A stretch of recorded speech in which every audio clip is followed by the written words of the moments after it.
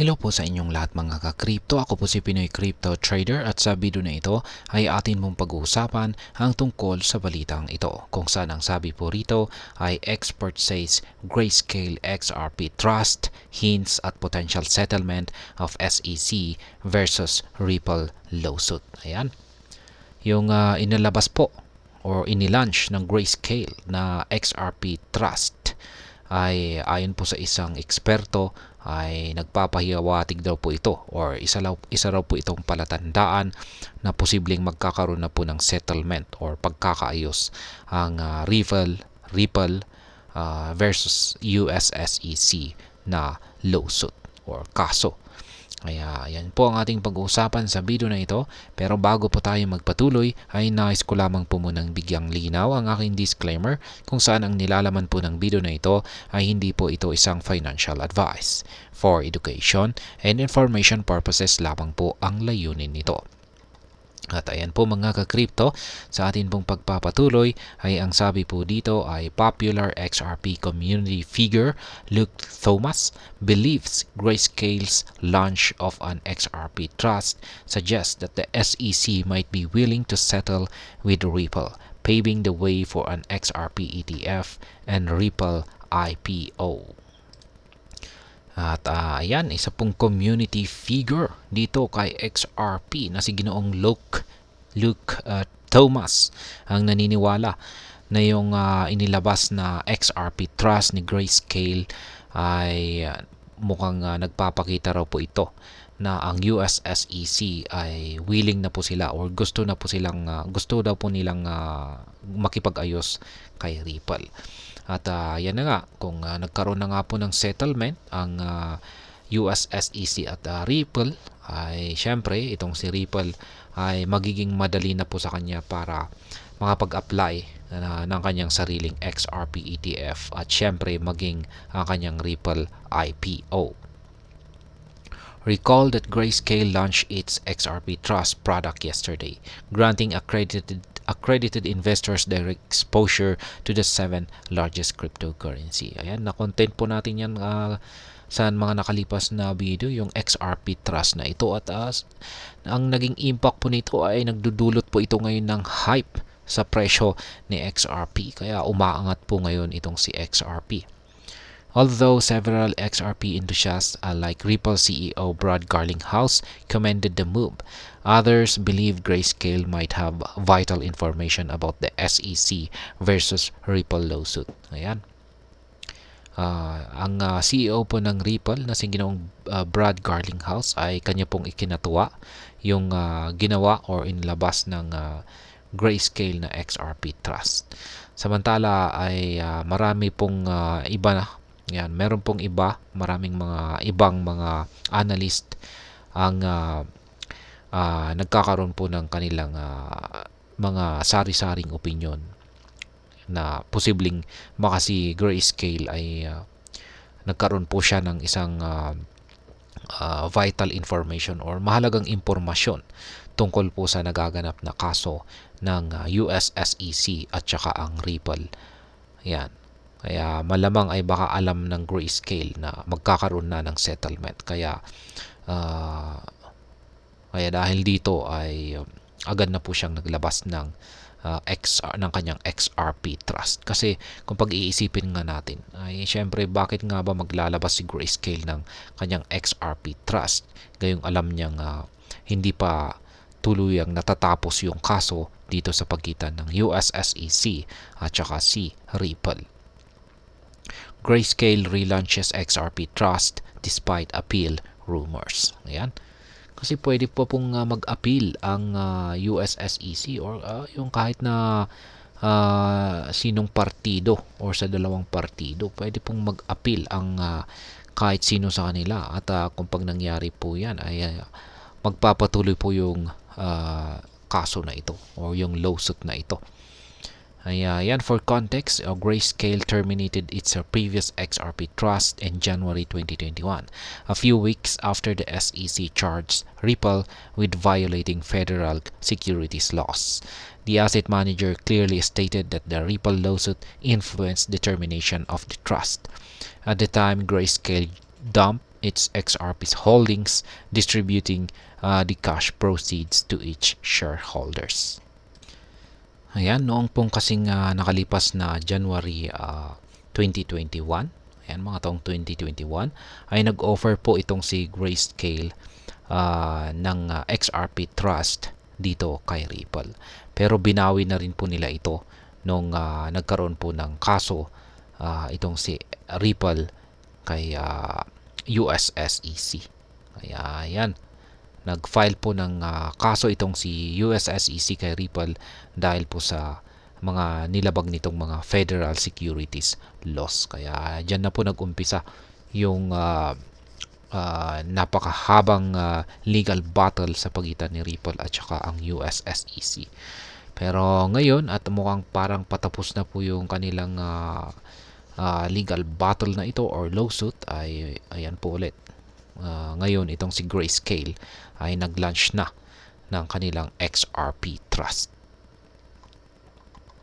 Despite Ripple securing a partial victory against the SEC last year, Grayscale refused to reintroduce the XRP Trust. However, the asset manager relaunched the trust weeks after a New York District Court issued the final verdict.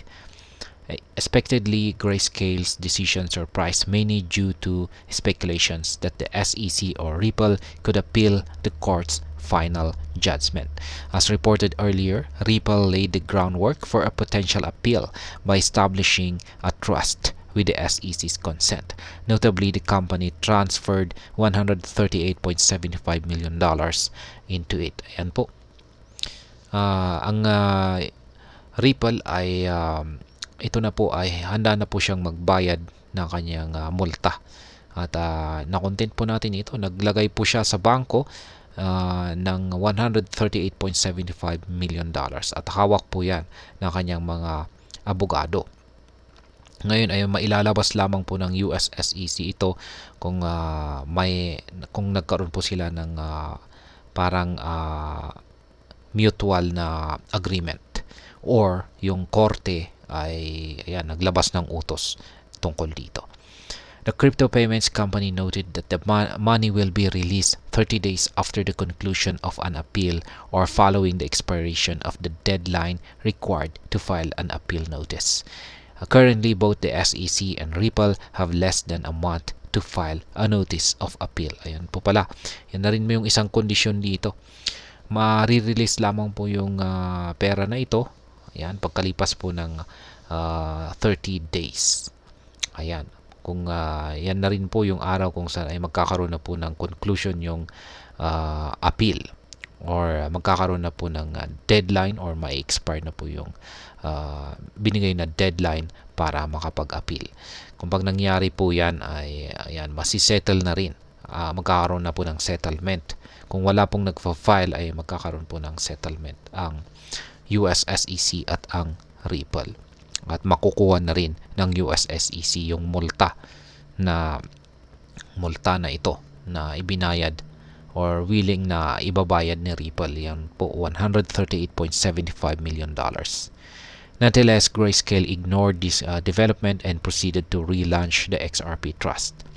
Potential settlement of Ripple lawsuit. Notably, Grayscale's action triggered speculations within the XRP community, with some enthusiasts noting that the move suggests that the Ripple lawsuit is close to a settlement. Specifically, prominent XRP fan Luke Thomas echoed this sentiment in a tweet, suggesting that Grayscale's action signals the SEC's willingness to accept the $125 million fine and settle the case. According to Luke, resolution could lead to the launch of an XRP ETF or prompt Ripple to go public by 2025. The timeline aligns with a prediction from Ripple's former director, Sean McBride, who expects an XRP ETF and IPO by 2025. Ayan po kung bakit daw po ngayon ay natatagalan daw po na hindi natin alam kung may mag-a-appeal or wala. Ayan, or lalong-lalo na si US SEC kung mag-a-appeal siya sa sa kanilang kaso kay Ripple, ay mukhang parang pinag-iisipan niya or mukhang nagkakaroon siya ng interest kung hindi na siya mag-a-appeal. Kasi yung pag hindi na po siya mag-a-appeal ay makukuha na po niya yung kanyang multa. XRP ETF and Ripple IPO. A potential XRP ETF and Ripple IPO have elicited debates within the crypto community. Ripple is considering plans to go public through IPO. However, the company has not made significant progress due to the lack of regulatory clarity in the US. Additionally, XRP's dominance in the crypto market has fueled speculations that a top asset manager could launch an ETF tied to the coin. This speculation gained momentum after Grayscale relaunched an XRP trust. However, the lawsuit between the SEC and Ripple stands as an obstacle to an XRP ETF and IPO. Both require the SEC's approval to move forward. If the SEC accepts the $125 million fine and settles with Ripple, the regulator might approve the launch of an XRP ETF or IPO when filed. The coming weeks would determine whether the lawsuit will end in a settlement or head to appeal. Ayan po. Mga ilang paparating linggo na lamang ay malalaman na po natin kung may mag-a-appeal or wala. Lalong-lalo na itong si US SEC. Ngayon, kung pagtatanggapin po ni US SEC ang $125 million na ito na multa mula kay Ripple, ay hindi na po siya mag-a-appeal. At mukhang dahil dito ay magagawa na pong makapag-apply ni Ripple ng kanilang XRP ETF at saka IPO.